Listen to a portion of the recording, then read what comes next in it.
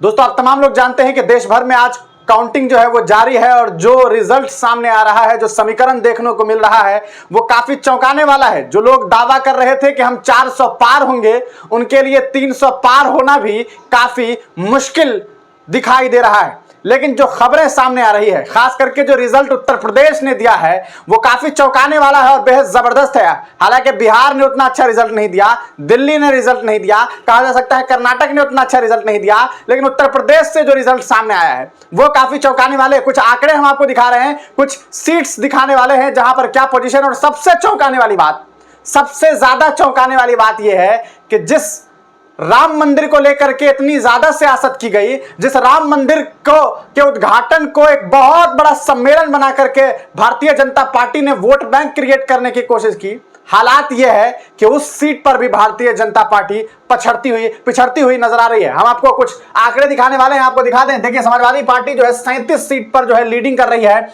India महागठबंधन के तहत Indian national Congress 7 seat पर लीडिंग कर रही है, राष्ट्रीय लोक दल 2 सीट पर, आजाद समाज पार्टी 1 पर और अपना दल भी जो है वो 1 सीट पर लीडिंग कर रही है। आइए हम आपको कुछ आंकड़े दिखाते हैं, जो आंकड़े काफी चौंकाने वाले हैं और वो आपको समझ में आएगा। देखिए, सबसे पहले देखते हैं फैजाबाद का क्या हाल है।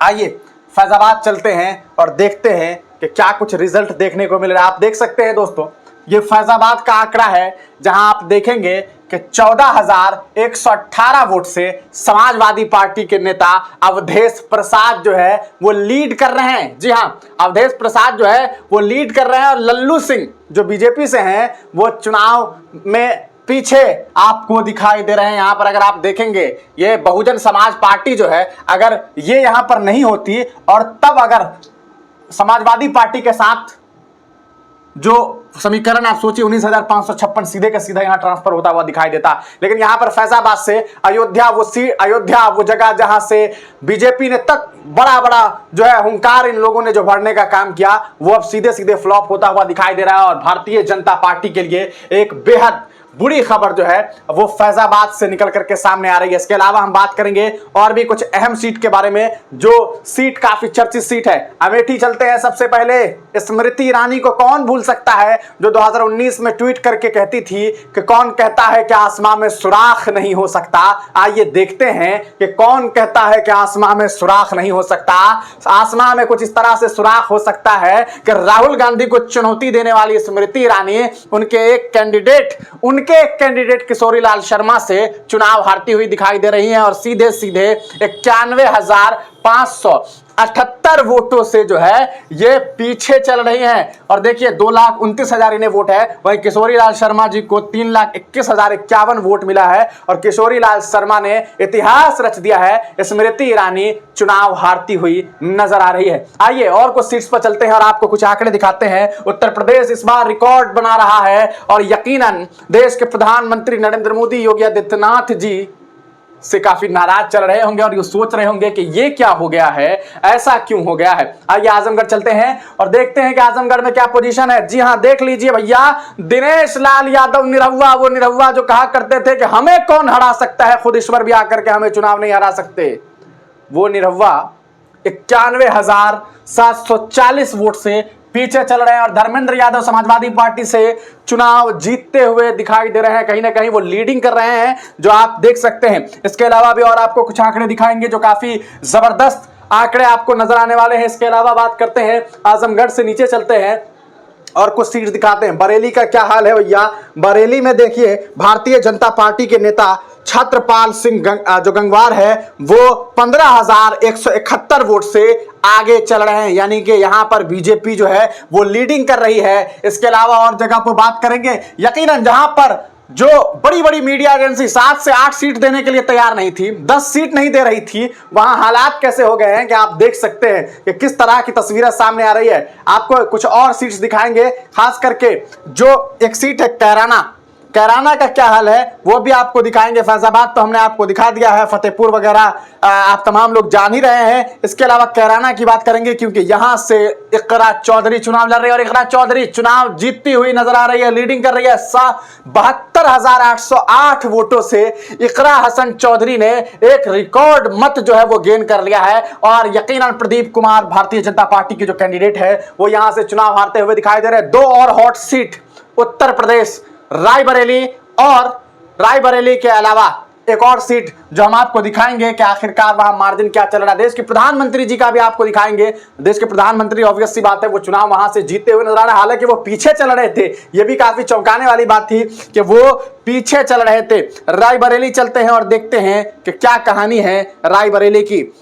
अरे भैया यहां तो चुनाव ये जनाब पूरी तरीके से जीत चुके हैं। एक तरह से 2,81,797 वोट से राहुल गांधी आगे चल रहे हैं, यानी कि राहुल गांधी ने दिनेश प्रताप सिंह को पूरी तरीके से मात दे दिया है। ये एक बड़ी खबर यहां से भी सामने आ रही है। इसके अलावा और भी कुछ सीट्स हैं जो काफी जबरदस्त सीट है जिसके बारे में जिक्र होनी चाहिए। बात करेंगे वाराणसी का क्या हाल है, जहां से खुद देश के प्रधानमंत्री नरेंद्र मोदी चुनाव लड़ रहे हैं।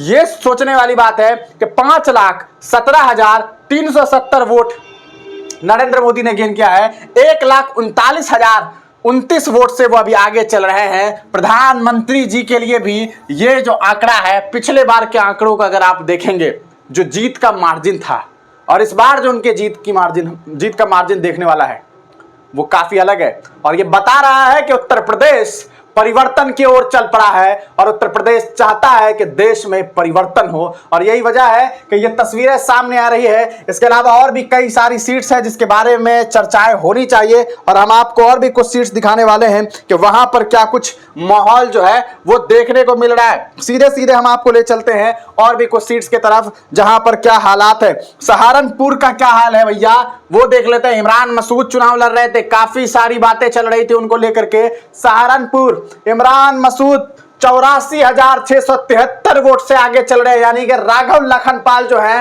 वो 2,91,861 वोट लाए हैं और वो चुनाव हारते हुए नजर आ रहे हैं। इमरान मसूद चुनाव लगभग जीत चुके हैं और उन्हें प्रियंका गांधी ने फोन करके बाजाब्ता बधाई भी दे दिया है। इसके अलावा बात करेंगे कि आखिर रामपुर का क्या हाल है। रामपुर चुके ये हम कुछ मुस्लिम जो सीट्स है जो जहां पर मुस्लिम कहा सकता है मुस्लिम प्रत्याशियों को उत्तर प्रदेश में उतारा गया, वहां की बात करें। मोहिबुल्ला साहब 1,10,183 मतों से चुनाव जीतते हुए दिखाई दे रहे हैं। एक बड़ा आंकड़ा, मोहिबुल्ला साहब एक बड़े आंकड़े की तरफ पहुंच चुके हैं और समाजवादी पार्टी से वो चुनाव जीतते हुए दिखाई दे रहे हैं। इसके अलावा बात करेंगे, आप देख सकते हैं कि रामपुर के अलावा अगर बात की जाए और भी कुछ सीट है जिसके बारे में बातें होनी चाहिए। और चलते हैं गाजीपुर, वो गाजीपुर जहां से ताल्लुक था मुख्तार अंसारी का। अफजाल अंसारी 65,693 वोट से आगे चल रहे हैं। जी हां, अफजाल अंसारी 65,000 वोटों से आगे चल रहे हैं और वो चुनाव जीतते हुए जो है वो दिखाई दे रहे हैं। तो ये एक बड़ा आंकड़ा जो है